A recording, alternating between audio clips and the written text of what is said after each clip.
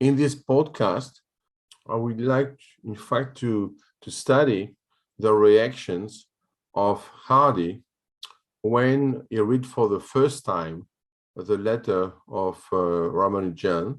It was an unknown mathematician for him, so it was totally free to think everything he wants.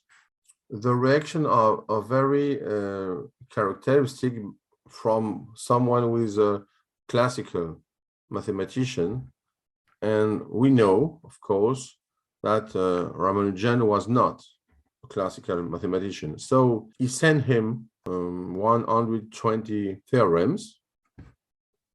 They are in reality formal identities extracted from his notebooks. In his book, Hardy mentioned only a few of them. Maybe for him, the more representative. And it's interesting to see this as an example of abstract intelligence due to Ramanujan, which is studied by the classical intelligence of Hardy, who has of course, a very high level, not only in maths, but also in intelligence. So the difference is the professional mathematician and the non-professional, so Hardy and Ramanujan. And in his book, he tried to reconstruct the immediate reaction of an ordinary professional mathematician who receives a letter like this from, of course, a non-unknown Hindu mathematician. So the first idea of Hardy was if he was able to recognize something. So the answer is, of course, yes. He had proved things like this.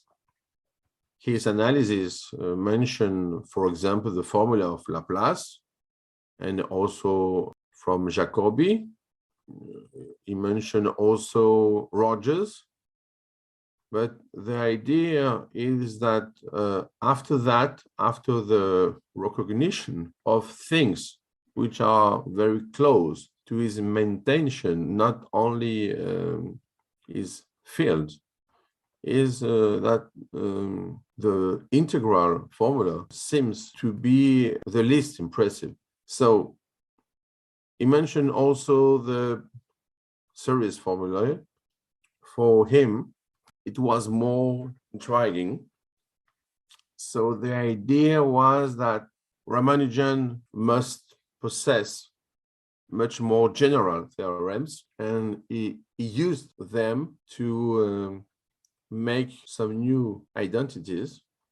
So we realized by this comment that Ramanujan has, maybe from K, create a whole universe with codes, with shapes, with relation, not in a natural way for a professional mathematician, but for him, it was something which is natural. So it's interesting to see the difference between the two mathematicians and realize that it's possible to have one of them who is more close to our definition of abstract intelligence.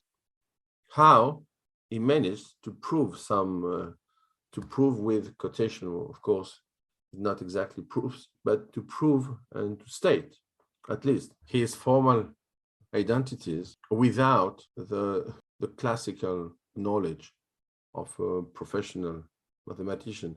I mean, it's another proof that if the problem is complete in the sense of the code we mentioned in a previous podcast, that we have a picture, we have a code, we have a key, we break the code, and we don't need any choices to find the correct answer.